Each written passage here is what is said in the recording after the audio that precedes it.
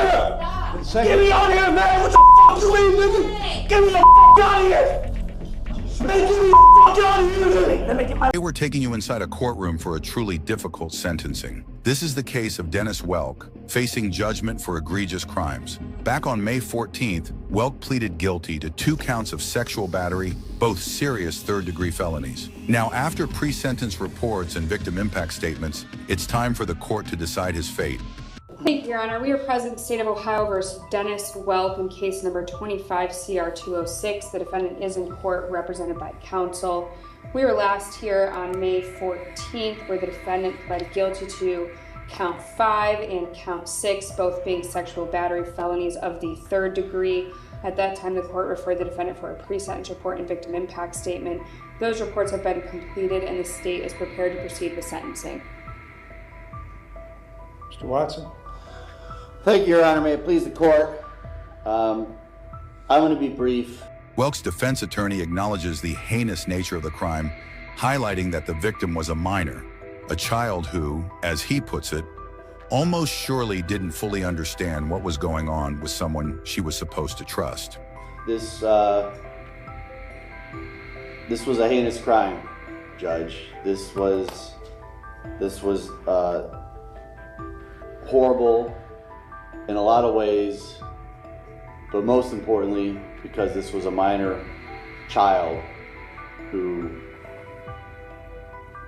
almost assuredly didn't fully understand what was going on with somebody whom was entrusted to love her and to protect her. The defense argues that this act isn't indicative of Welk's true character, citing his past record primarily involving drug and theft offenses, not crimes of this magnitude. They emphasize his heavy intoxication on the day of the incident, framing it as a moment where he took advantage of his stepdaughter while not fully himself. However, Your Honor, this is not indicative of who Mr. Welk is as a person. Yes, he has a record. Yes, he has been to prison, but it's mainly in the past been for drug offenses, I believe some theft offenses, nothing of this magnitude. On this day, and this is not an excuse, Judge, for his behavior, but on this day, Mr. Welk was drinking a lot, was highly intoxicated, and took advantage of his stepdaughter. His attorney states Welk is in disbelief over his actions, expressing remorse and sadness for the pain he caused his victim, his wife, and his family. Since the day I met him, he is in disbelief that he did this. He has expressed to me his remorse and his sadness and how he hurt her, how he hurt his wife, how he hurt the rest of his family. He knows, Your Honor, that he's going to be spending a lot of time in jail coming up. The defense, along with the state, has presented a joint recommendation for an 8-year sentence, hoping for a chance at future amends, despite the lifelong sex offender registration and monitoring Welk will face. I know there's discretion with the plea with how much time that equates to. This court has a lot of discretion with that. Earlier in chambers, the state and I presented to the court a joint recommendation for 8 years. I'm going to respectfully ask the court to consider imposing that sentence because I believe Mr. Welk is remorseful. I believe that this is not who he is as a person, and I'm hoping when his time is up and he gets out, which by the way, he's going to be reporting as a sex offender for the rest of his life, so he's going to be under a microscope, he's going to be monitored for the rest of his life, but I'm hoping that he'll be able to piece things together, make amends with at least part of his family. I don't know if he can ever make full amends with everybody or not. And you're going to hear from him in just a minute, Your Honor. But again, I don't think this is who he is as a person. And I'm going to respectfully ask the court to consider adopting the joint recommendation. Thank you, Your Honor. The judge then turns to Welk, laying out the stringent requirements for sex offender registration, rules he'll have to follow for the rest of his life, impacting where he can live and if he moves. All right. You are required to register in person with the sheriff of the county in which you establish a residency within 3 days of coming into that county, or if temporarily domiciled for more than 3 days. You are also required to register in person with the sheriff of the county in which you establish a place of education immediately upon coming into that county. If you establish a place of education in another state but maintain a residence or temporary domicile here, you are also required to register in person with the sheriff or other appropriate official in that other state immediately upon coming into that state. Failure to register, failure to verify residence at the specified times, or failure to provide notice of change in residence address or other required information as described above will result in a criminal prosecution. Mr. Watson, if you would present this to Mr. Welk for his acknowledgement and signature. Given the chance to speak, Welk offers an apology to the court and to his victim. He admits alcohol was a main factor, but takes full responsibility for his irresponsible decision to consume too much. He describes feeling ashamed, embarrassed, and hurt, stating this isn't who he is. He speaks of letting down his 4 younger children and wanting to use his incarceration to become a better man and father, vowing this will be his last time in jail. He expresses remorse to his victim, acknowledging he was supposed to be a father figure, and hopes she can grow up in life and leave this in the past. All right, Mr. Welk, what do you want to tell me before I impose sentence? First and foremost, I'd like to apologize to the courts for appearing before them today. I'd like to apologize to the victim in this case. I'm not going to use alcohol or drugs as an excuse for anything. However, alcohol was a main factor in this case. But I take full responsibility for my actions because I chose to make the irresponsible decision consuming too much alcohol than I could handle, causing poor, regretful choices leading to my incarceration. I've read the police reports and feel ashamed, embarrassed, and hurt because that's not the person I am. And I wouldn't be standing here today if I would have just been more responsible. I have 4 younger children that I've let down because of being locked away from them, missing out on watching them grow, having to deal with that as a heartache alone. The only thing I can do now is work on myself while incarcerated, take advantage of all programs they offer, and become a better man and a better father, and not give up doing so. I have to make this my last time in jail, and I plan to. I'm sincerely remorseful to my victim in this case, letting her down when I was supposed to be a father figure in her life. I beat myself up over this every day.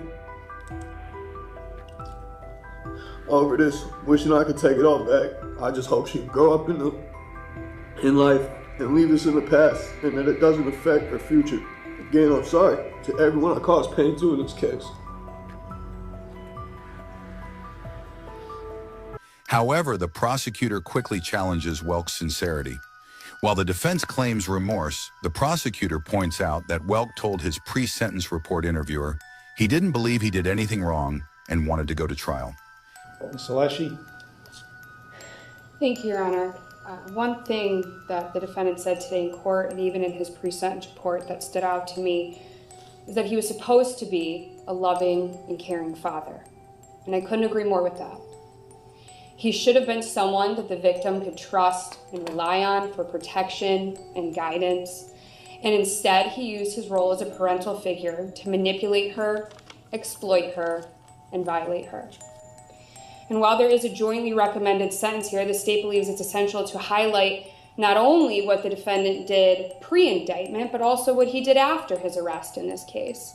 Even more damning, the prosecutor reveals that while incarcerated, Welk continued to communicate with the victim, attempting to manipulate her, blame her for her own suicide attempt, and pressure her to seek a short sentence for him.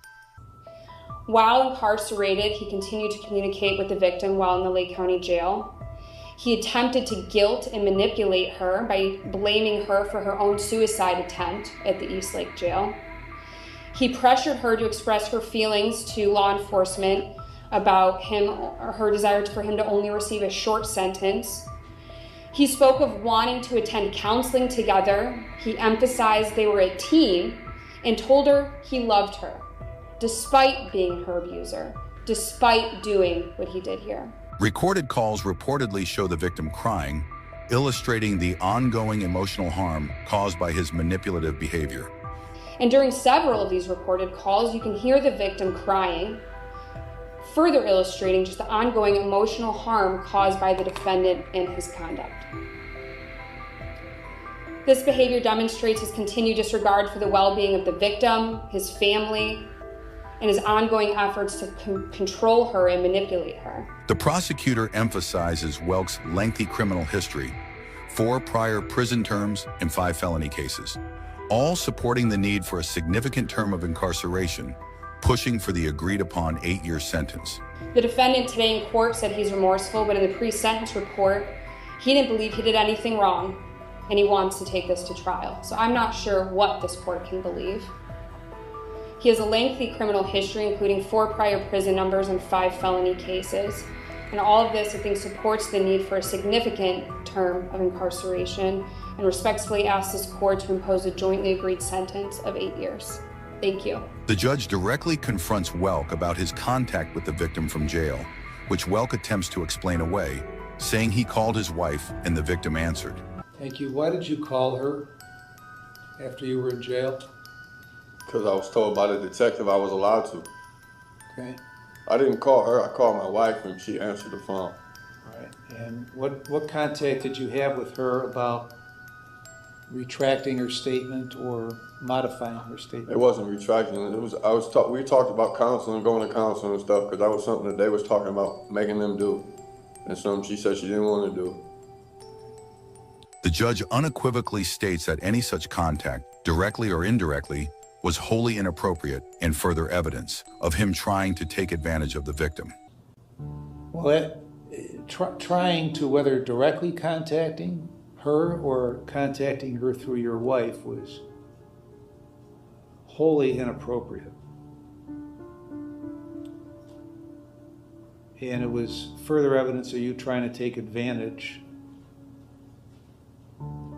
of her at that young age, like you did when this happened. Now she had asked the detective if she could have contact with me when this case was all started. Then when I went to my preliminary hearing on February 11th, I asked the detective and he told me the same thing. All right. Well, you're experienced enough in the system to have the wisdom that you shouldn't have been contacting her. Okay. In talking to her, about anything having to do with this case. The judge presses Welk on his contradictory statements. Remorse in court versus denial in the pre-sentence report. So you've, in your statement, you say you apologize to her, but then in the pre-sentence report, you talk about how you don't believe you did everything you're accused of doing and wanted to take this to trial. What's that all about? Under direct questioning, Welk admits that, yes, he did this stuff. I don't remember exactly what I said, Your Honor, but what I was saying was I don't have recollection of what happened the night of. So I wasn't admitting to, I don't know what happened.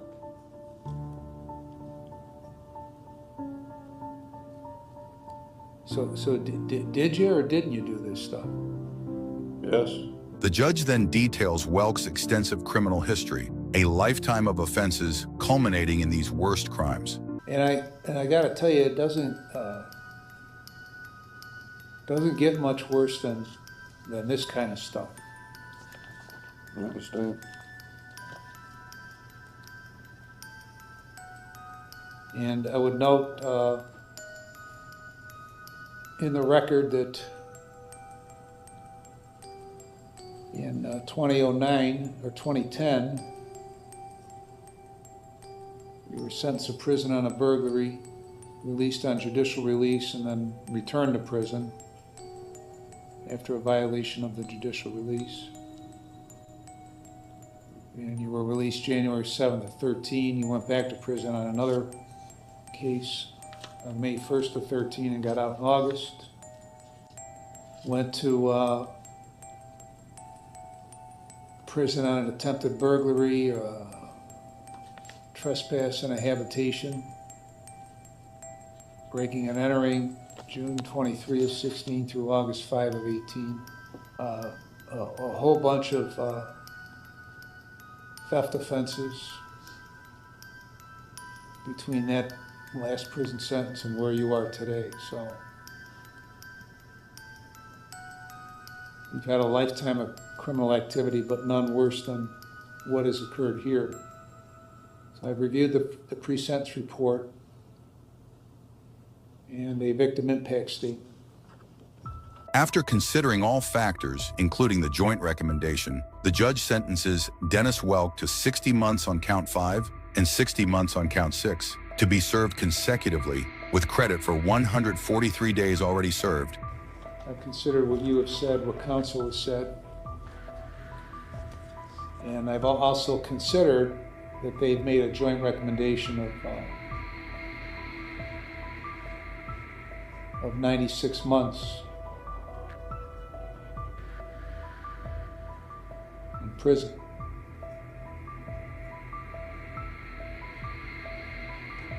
And so on count, and I've considered all the provisions in 29, 29, 11, 29, 29, 12, 13, and 14. Consideration of all that, on count 5, I'm going to sentence you to a term of 60 months. On count 6, I'm going to sentence you to a term of 60 months. They will be consecutive to one another with credit for 143 days. Consecutive sentences are necessary to protect the public from future crime by you. This totals 120 months or 10 years in prison, and this is the moment where the courtroom erupts. And for appropriate Sit punishment. down. Get out, man. Come on, man. Sit down. What do you mean, man? Stay down. No, man. Get the fuck out of here, man. Judge. No, And- I took my plea back, man. Get the fuck out of here, man. Upon hearing the sentence, Dennis Welk launches into a profanity-laced tirade. Get me out of here. Get me out of here, man. Get me out of here, man. Almost done, Judge. Get the fuck out of here. And they No, man. Get me out of here. Get me out of here, man. What the fuck you mean, nigga? Get me the fuck out of here. Man, get me the fuck out of here, man. Let me get my leg. Get me out of here, man. Just take him in the chair. Okay, we're in the chair. All right. Listen to the more. And you're visiting one. For jail and for. All right, man. Stop touching me, man. I'm not doing shit, man. I'm not doing shit. I'm not doing shit.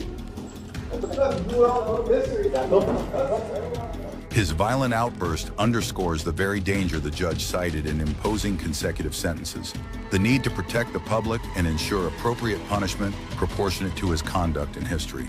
All right, consecutive sentences are necessary to protect the public from future crime by the defendant and for appropriate punishment. And they are very proportionate to the seriousness of his conduct and the danger he poses to the public. And his history of criminal conduct demonstrates that consecutive sentences are necessary to protect the public from future crime by the defendant. Costs are assessed, the remaining charges are dismissed. Anything else, Ms. Alessi?